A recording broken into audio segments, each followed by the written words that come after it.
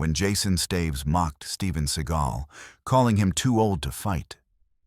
The world celebrated it as a bold move. But deep down, Jason had no idea of the monster he had just awakened. Because age hadn't weakened Steven, it had turned him into a weapon. The moment they both stepped onto the gym floor, the atmosphere shifted. The air grew thick, the crowd fell silent, and Jason felt the true weight of his words. In seconds, the supposed old man proved that experience crushes arrogance, and Jason understood it too late. Las Vegas was experiencing one of those nights when the city seemed to throb from the concrete. Neon rain bathed the avenues, and the air, heavy with noise, taxis, and ambition, vibrated around the MGM Grand, illuminated as if it wanted to devour the sky. Inside, thousands of people formed an anthill of voices, bets, and flashes. No one imagined that among them, a silent man would walk toward a destiny he hadn't asked for, but would accept like someone settling an old debt. That man was Steven Seagal. Dressed in an immaculate white kimono, his hands clasped behind his back, his gait so serene he seemed to float across the green carpet of the aisle. The event was a charity gala that blended martial arts demonstrations, short fights, and celebrity appearances.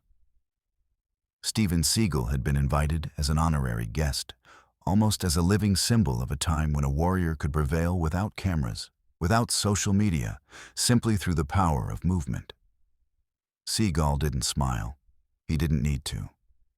His mere presence was enough to make the guards straighten their posture and the attendees fall silent as he passed. Every step he took seemed to say, "I didn't come here to fight, but I know how to do it better than anyone." Meanwhile, just a few feet away, Jason Steve strode around like he owned the place, wearing sunglasses despite the harsh lighting in the hallway, a tight leather jacket, and an arrogance that made him appear as if he were already in the room. He greeted reporters, signed autographs, and adjusted his shirt collar as if he were preparing a trailer for himself. He was the star of the moment. Action movies, stunts performed by doubles, private gyms, and millions of followers. He truly believed that made him invincible. What Jason didn't know was that his path was about to cross with someone who didn't just act out battles, he lived them. In the quick interview area, a group of reporters surrounded Music SOKM. Cameras were pointed like rifles. One of them fired off the question that would ignite the night. "Jason, what do you think about Steven Seagal being invited to oversee the main exhibit?" There was a brief pause, just one, but long enough for Jason to find the perfect idea to shine. He clicked his tongue, smiled slightly, and replied. Steven Seagal laughed loudly. "Come on, guys. That guy's old. Very old. It's an antique. I respect the past, but you can't live with black and white photos." The reporter's eyes widened. The room tensed. "So you think he couldn't anymore?" One pressed cautiously. Jason interrupted, pointing to his chest. "I train every day. I'm in my best shape. Seagal. Well, he belongs to another era. He couldn't last a minute with me. Too slow, too washed up." The words flew out like wildfire. The murmurs grew louder. Someone in the crowd murmured, "God, he just said that in front of this audience." Steven Seagal, who had just entered the adjacent area, heard every word. He didn't react, didn't frown, didn't look at anyone. Just paused for a second, took a breath, and continued walking as if he were crossing a river he knew by heart. The guards around him seemed to shrink in his presence. No one could tell if he was annoyed, composed, or simply beyond such provocations. A cameraman muttered, "That man is scary when he doesn't say anything." The crowd began to divide. Some cheered for Jason, celebrating his audacity, his newfound alpha male persona. Others shook their heads, aware that they had made a fatal mistake, provoking a man whose calm was sharper than any punch. In the arena, as they adjusted lights and microphones, the tension felt like electricity under the rug. Fans were already commenting on social media. Jason versus Seagal, the arrogance of the century. How dare he insult a master? Steven Seagal took a seat in a reserved section. He didn't say a word. His dark eyes seemed to study every movement of the wrestlers warming up on the stage. He wasn't there to be celebrated. He was there because someone had awakened a sense he'd kept dormant. Honor. On the other side, Jason was still laughing, enjoying the attention, but something inside him was beginning to stir. An inner murmur, a barely perceptible feeling. Maybe I said too much. He shook the thought off like someone swatting away a mosquito. He still didn't understand what he'd caused. The lights dimmed, the music swelled. The night had barely begun, and Las Vegas was about to witness something it would never forget. If you don't want to miss our content, hit the like button and subscribe below. Also, turn on notifications and tell us where you're listening from. We appreciate your support. Night fell on the city with a strange weight, as if the sky were holding its breath. Embers still smoldered from the rumor Jason Statham had let loose at Blackfist's gym. That guy, Steven. Seagal's old now. He can't handle a real fight. He'd said it arrogantly, with that half-smile typical of someone who's never learned a real lesson. Everyone laughed. Everyone except one. In a corner of the gym where the light barely touched the concrete, Steven Seagal listened without moving a muscle. His face remained serene, almost indifferent. But his eyes told a different story, a story written in silent scars, in battles without witnesses, in the memory of shadows that never faded. He didn't react, didn't reply. He just stood up, adjusted his old white martial arts uniform, the same one that had been with him for decades, and walked out the door as if nothing had happened. But Jason wouldn't let him go. The arrogant fighter, famous for his brute strength and his swagger fueled by easy victories, approached with heavy steps. All his followers rose from their seats, smelling conflict, savoring it like pretzels, expecting a feast. "Hey, Grandpa!" Jason shouted, raising his voice to make sure everyone heard. "You're leaving without saying a word? I thought old men at least gave some advice before going to bed at 7. Laughter echoed like clashing metal. Steven stopped a meter from the exit. He didn't turn around, didn't answer. His silence was so sharp that some laughter reflexively died away. "Don't play the wise guy," Jason added, moving even closer. "Everyone here knows your time is over. You used to be somebody, but now look at him." He gestured to his own sculpted body, proudly. "If you want to keep clinging to your name, at least prove you're not a fraud." Finally, Steven turned his head just a little, enough to look at him over his shoulder. His eyes showed no anger, only an impenetrable calm. "I have nothing to prove to you." That was all he said. It was enough to enrage Jason. "Then I'll beat it out of you." Jason's followers instinctively formed a circle. It was a perfect trap. 4 walls, 1 escape route, and a crowd hungry for a spectacle. To anyone else, that was a threat. To Steven Seagal, it was merely an inconvenience. When Jason threw the first punch, the city seemed to stop. It was a straight right, brimming with arrogance, power, and zero tactical skill. Steven dodged it by tilting his torso just a few inches, so subtly that some didn't even notice. His hand rose with the precision of a scalpel and caught Jason's wrist in midair. There was a soft, almost polite, cracking sound, like a warning. "I warned you," Steven murmured, his voice so gentle only Jason heard it. The entire gym froze as Jason, unable to comprehend how he'd gotten himself trapped like this, tried to swish at Steven with his other hand. Another fatal mistake. Steven deflected the blow with the same trapped arm, twisted his hip slightly, and applied a control hold that brought Jason down without excessive force, but with absolute authority. The impact echoed. Steve lay on his knees, immobilized, his pride shattered on the floor. The looks around were a cocktail of surprise, fear, and forced respect. Steven released him and took a step back, giving him a chance to rise without completely losing his dignity.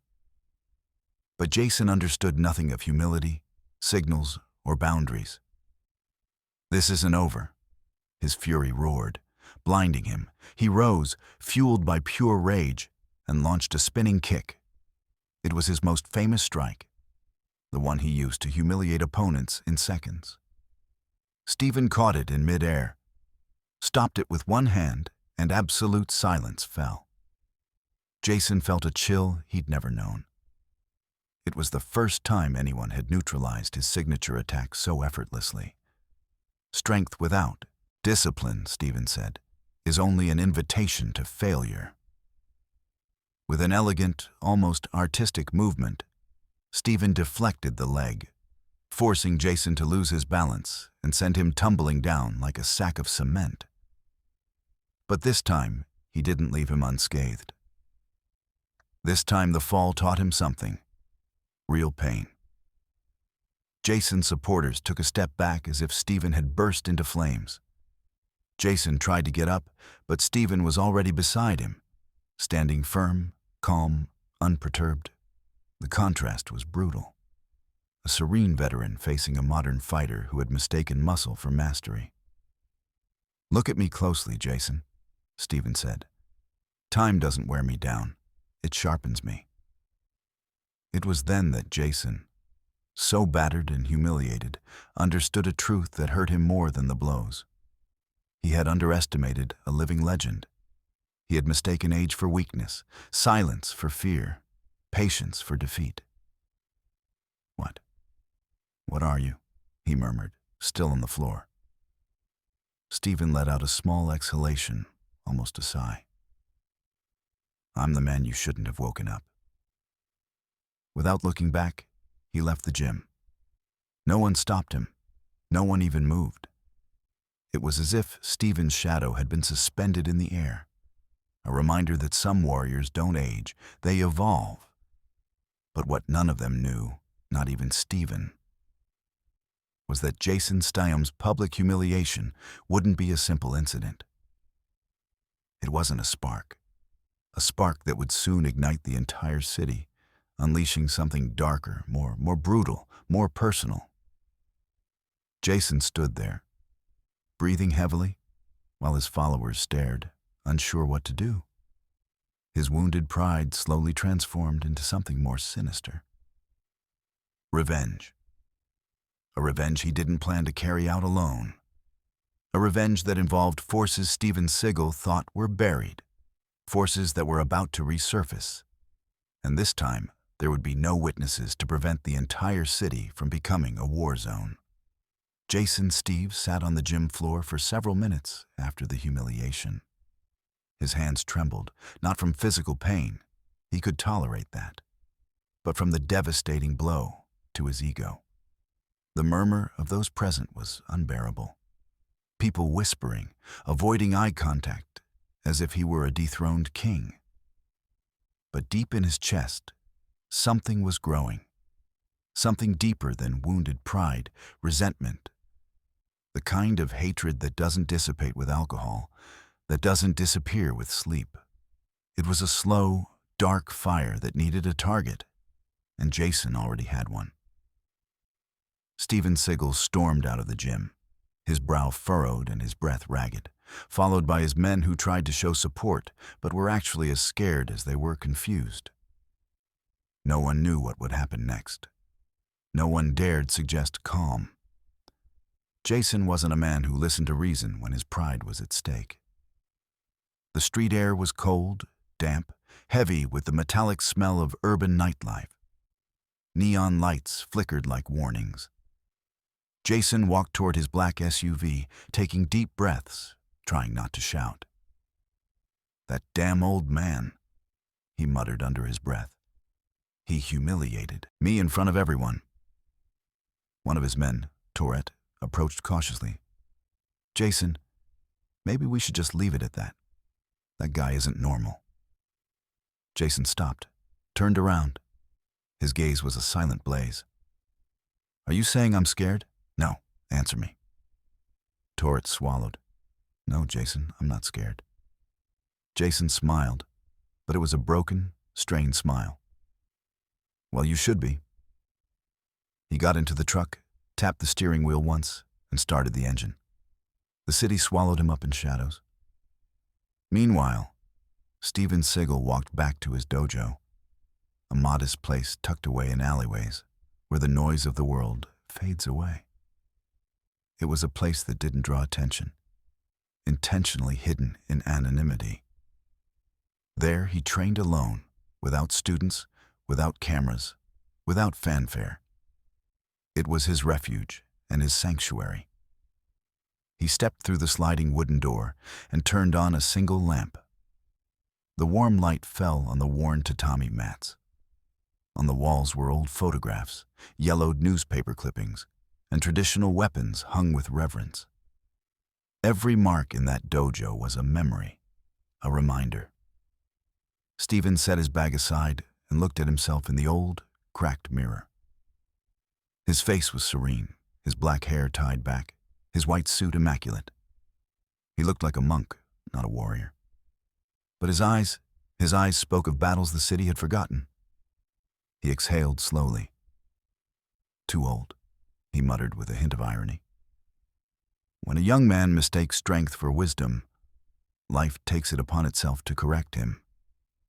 But inside, a tiny doubt began to form. Not about his skill, that never faltered. It was something else. Intuition, a feeling born from years of reading men's energy. He knew Jason wouldn't let things stand. He knew that the humiliation of the ego was more dangerous than any weapon. And he was right. Several kilometers away, in an abandoned warehouse, Jason met with 3 men who weren't part of his usual circle. Men dressed in black, silent, observant. Their faces seemed carved from stone, expressionless, emotionless. They were mercenaries, not mere thugs. Trained men with no visible past. Men who only appeared when there was money involved or revenge. The leader, a thin man with icy eyes, spoke in a neutral voice. "We were told you want to send a message." Jason nodded through gritted teeth. "Yes, an old man who thinks he's invincible, Steven Seagal." The 3 mercenaries exchanged glances, not of surprise but of recognition. The name was familiar. "That man isn't a common target," the leader said. "I don't care. I should."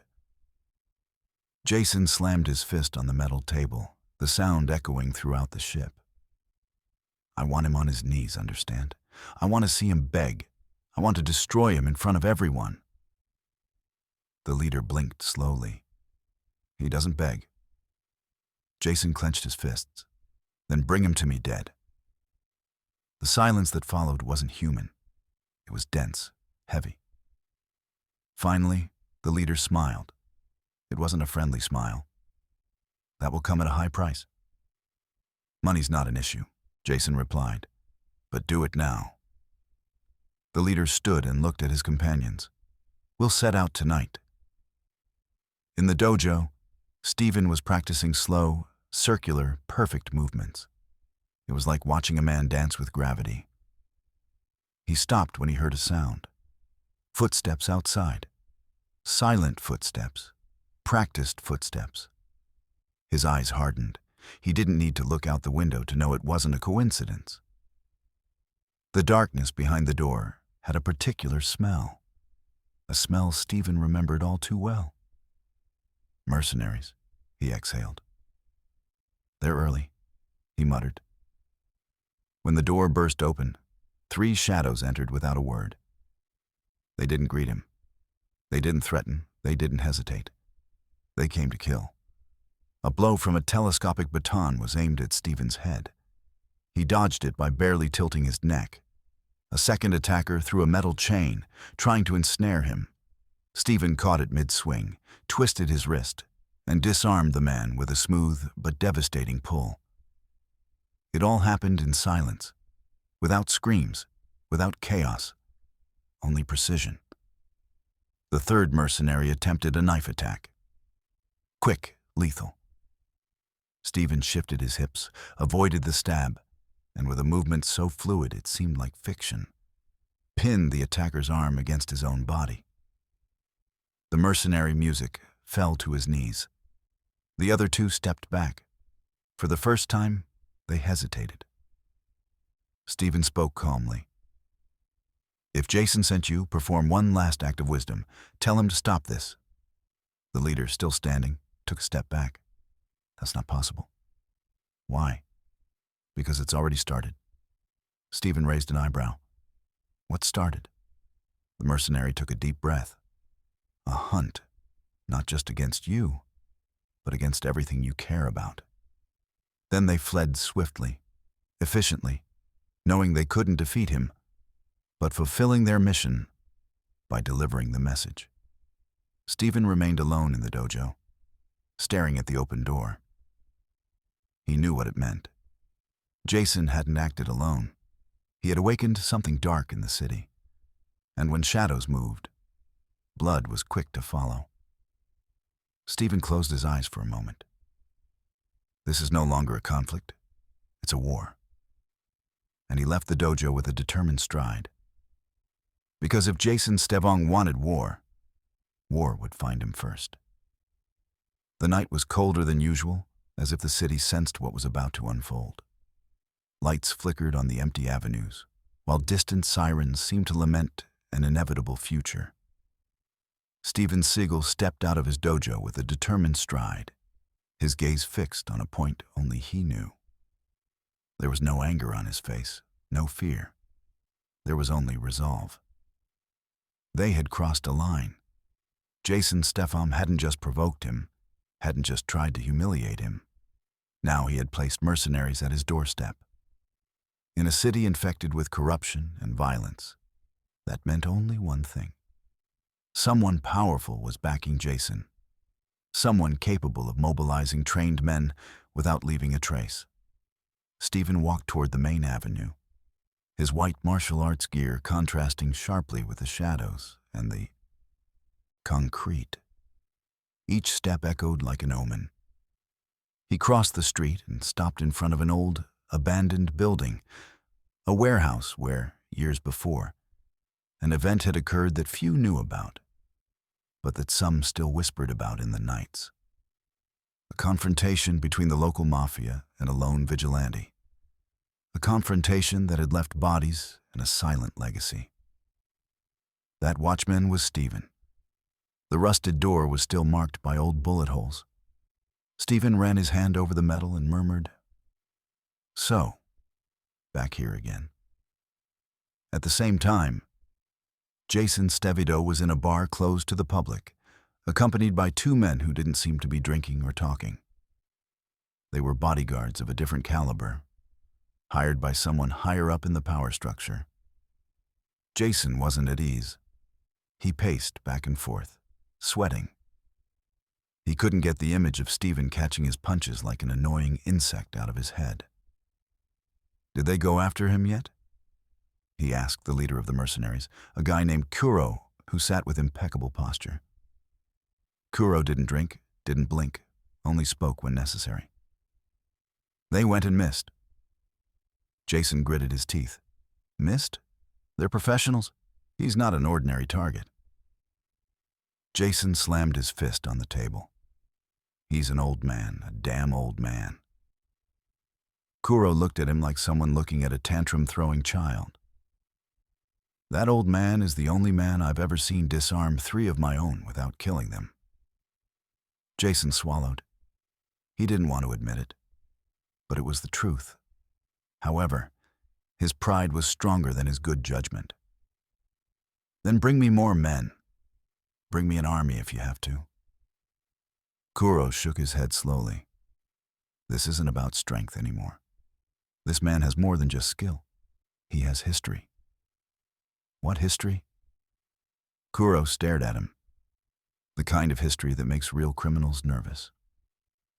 An awkward silence filled the air. Jason felt a chill that he tried to hide. Meanwhile, Steven Seagal hadn't gone to the warehouse to reminisce. He had gone to find what he needed. In a hidden room, behind a false wall, he found a sealed metal box. He placed it on the floor and calmly opened it. Inside were objects wrapped in black cloth, traditional Japanese weapons, tempered steel knives, reinforced gloves, and a belt with discreet but deadly metal plates. These weren't ordinary weapons. They were relics that only a martial arts expert could use without harming himself. Steven pulled out a pair of black tonfas, their weight perfectly balanced. He twirled them once, listening to the hiss of the air as it was cut. He smiled slightly, not out of nostalgia, but out of preparation, because he knew the night would be long. Several kilometers away, a convoy of black SUVs moved along a dark highway. They weren't Jason's men. They were a much worse group. The Nighthawks, a clandestine organization that worked for the city's drug lords. They didn't need badges. Their reputation spoke for itself. The convoy's leader, Music, picked up his radio. Target confirmed at coordinates in this one industrial district. The voice on the other end replied coldly, "Take no prisoners." The engines roared. The hunt had begun. Steven, meanwhile, left the warehouse and headed down a narrow alley. The skies seemed heavy, almost violent, as if it were about to burst into a storm. He paused for a second. His eyes caught something, a metallic reflection on a nearby rooftop. Sniper, without moving a muscle in his torso, took a step back. The shot shattered a piece of concrete where his head had been an instant before. Two more shots echoed from different angles. Steven calculated the distance and speed. 3 shooters. Professional coordination. "This is a whole different league," he muttered. The shooting stopped for a moment. That silence was worse than the gunfire. Suddenly, from both ends of the alley, 6 men dressed in black appeared, armed with machetes and tactical batons. Synchronized movements, military training, the hawks of the night. Steven exhaled deeply, relaxing his shoulders. Very good. The men advanced furiously. The first attacked with a machete. Steven deflected the blow with a circular motion of his tonfa and broke the attacker's forearm without breaking stride. The second tried to grab him from behind. Steven spun, drove his elbow into the man's stomach, and knocked the wind out of him. The third man lunged with a cane. The blow never landed. Steven caught the weapon, immobilized the man, and threw him at 2 of his comrades. The other 3 hesitated. For a second, just a second. But in combat, a second is an eternity. Steven leaped forward and disarmed one with a swift spin. The tonfa struck another's jaw, knocking him unconscious. The last man backed away in fear. A fatal mistake. Steven brought him down with a perfect sweep. In less than 15 seconds, 6 trained men were on the ground and the snipers were gone.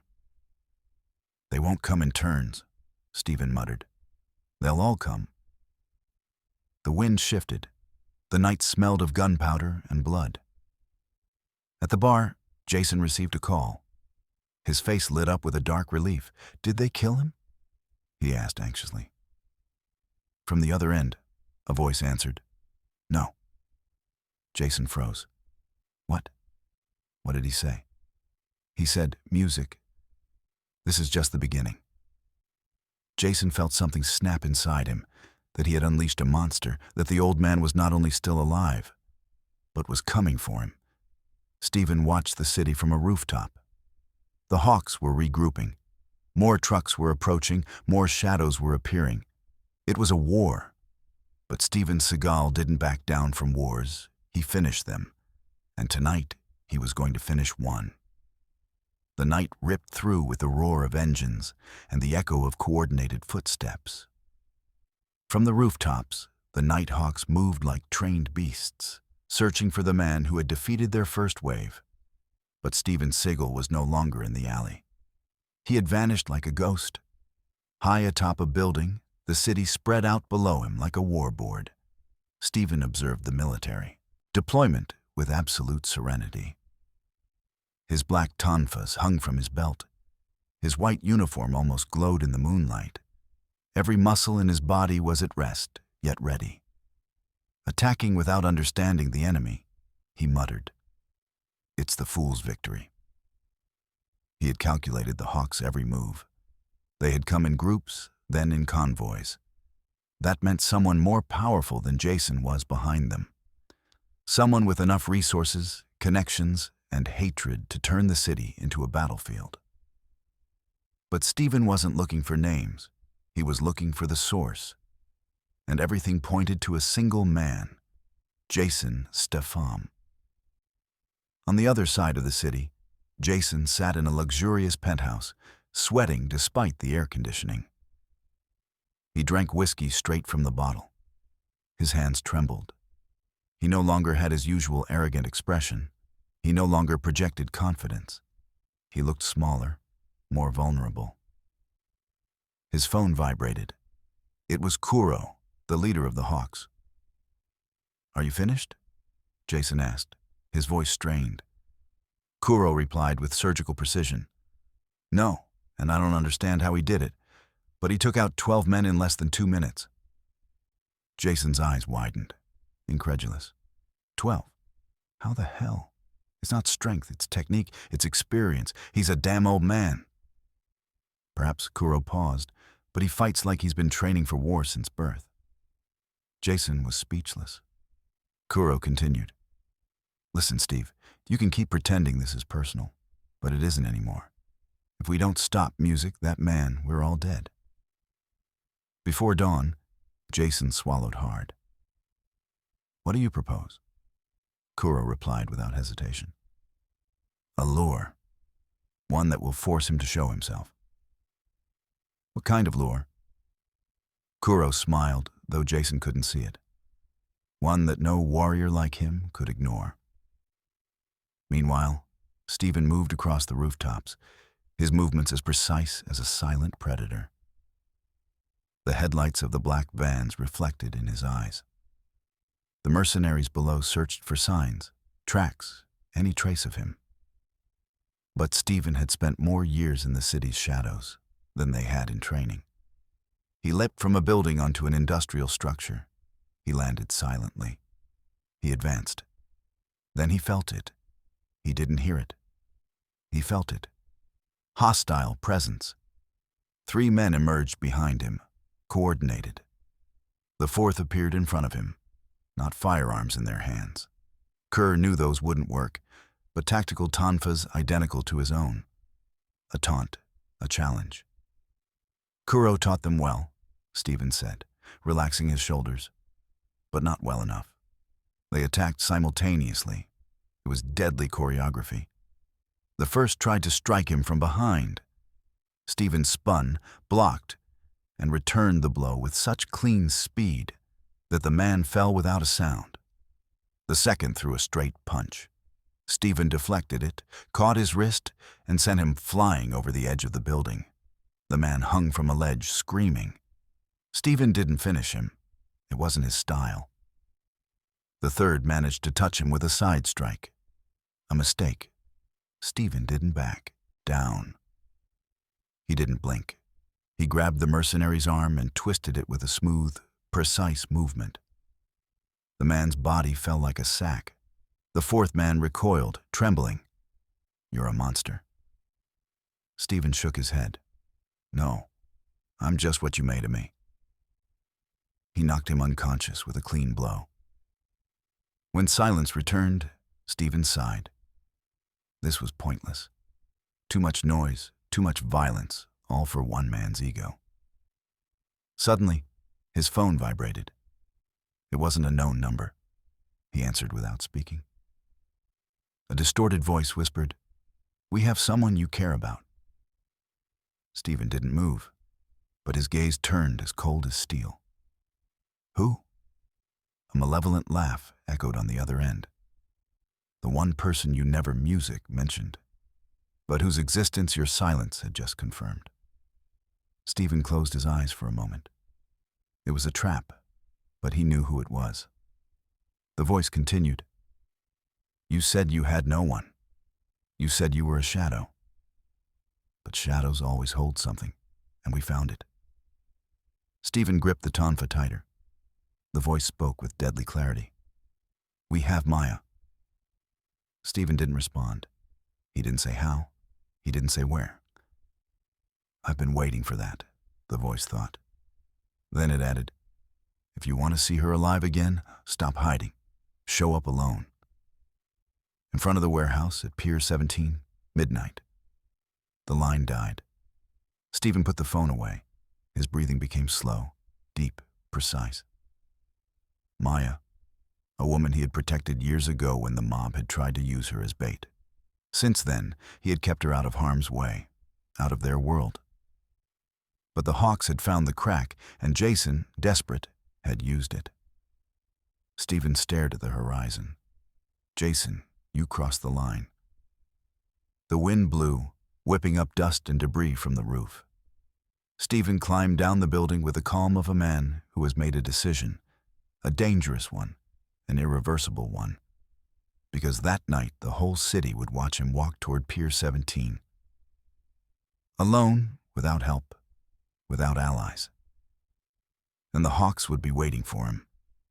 Jason would be waiting for him. Death itself would be waiting for him. But there was something they didn't know. Steven Seagal wasn't walking into an ambush. The ambush was walking toward him. And in the city's deep darkness, fear ceased to be a rumor and became real.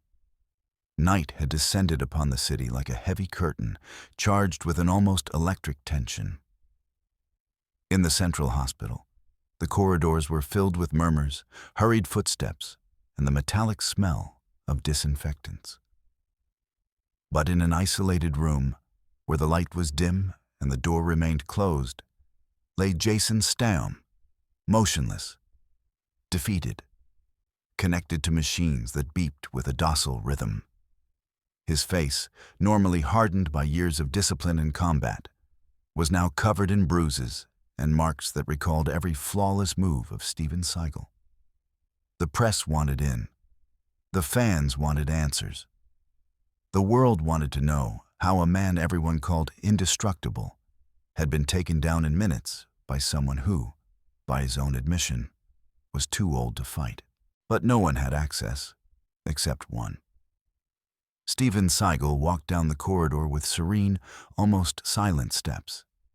His boots barely made a sound on the tiles, as if the man himself controlled even the friction.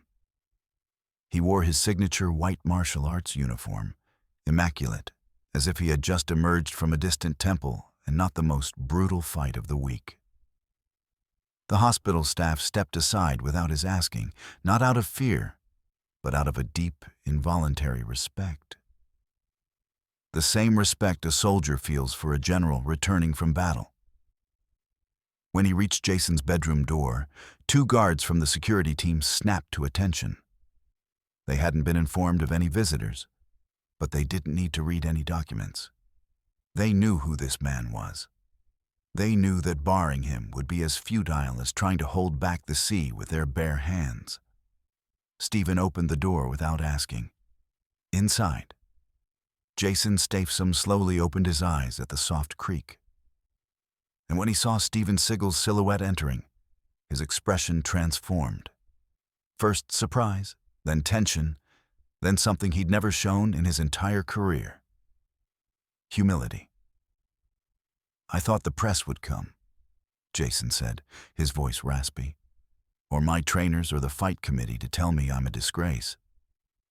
Steven approached calmly and took the chair by the bed. I didn't come here for that, he replied. His voice was deep, measured, perfectly controlled. I came because there are things you can only understand face to face. Jason swallowed, uncomfortable even in his stillness. Look, He hesitated. I said things. You know, I was trying to sell the fight. You know how the business is, saying I was too old. It was you being arrogant, Steven finished without harshness, only with precision. But you're not here for being arrogant. You're here because you forgot something essential. Age doesn't define strength or spirit. Jason looked away. The words landed like blows of reality. You destroyed me, he admitted with difficulty. I didn't think anyone could read my every move. I didn't read your moves, Steven said calmly. I read your intention. That's what separates a fighter from a master. There was a long, almost meditative silence. Outside, the murmur of the hospital continued, oblivious to the conversation unfolding music inside the room. Finally, Jason looked at him again, with something akin to fear mixed with respect. So, why are you here? He asked. To further wound my pride, Steven shook his head slowly. I didn't come to humiliate you. I came to offer you something no one else can. Jason raised an eyebrow, confused. What could you possibly offer me after what happened?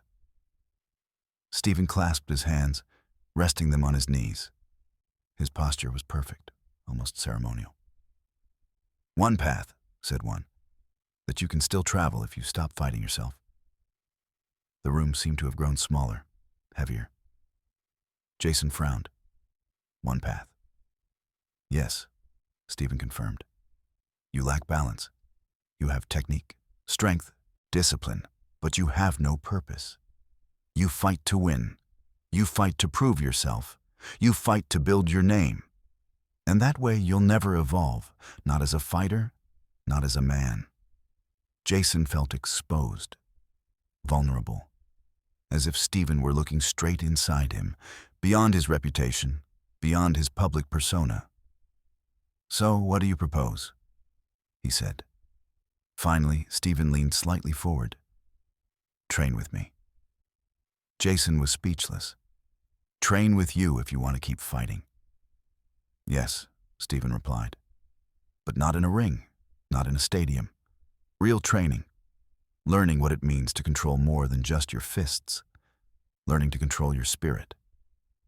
Jason opened his mouth to speak, but found no words. All he found was a lump in his throat. Why? Why would he offer me that after everything I'd said? After being disrespectful, Steven took a slow, deep breath. Because true strength isn't measured in defeats or victories. It's measured in what you do afterward. And you, Jason, can still do a lot, but you need guidance. And I've been where you are. I walked in your arrogance. I thought no one could surpass me, and I paid for it. In the end, I understood something you still don't. The most dangerous enemy you have is yourself. The words hung in the air. Jason gritted his teeth. His eyes welled up without him noticing. What if I say yes? He asked, his voice cracking. Steven rose from his chair with quiet elegance. Then, tomorrow at dawn, I'll be at the Music South Pier. If you show up, we'll begin. If not, you'll go your own way, and I won't judge you. But remember this, Jason. The body ages. The ego dies.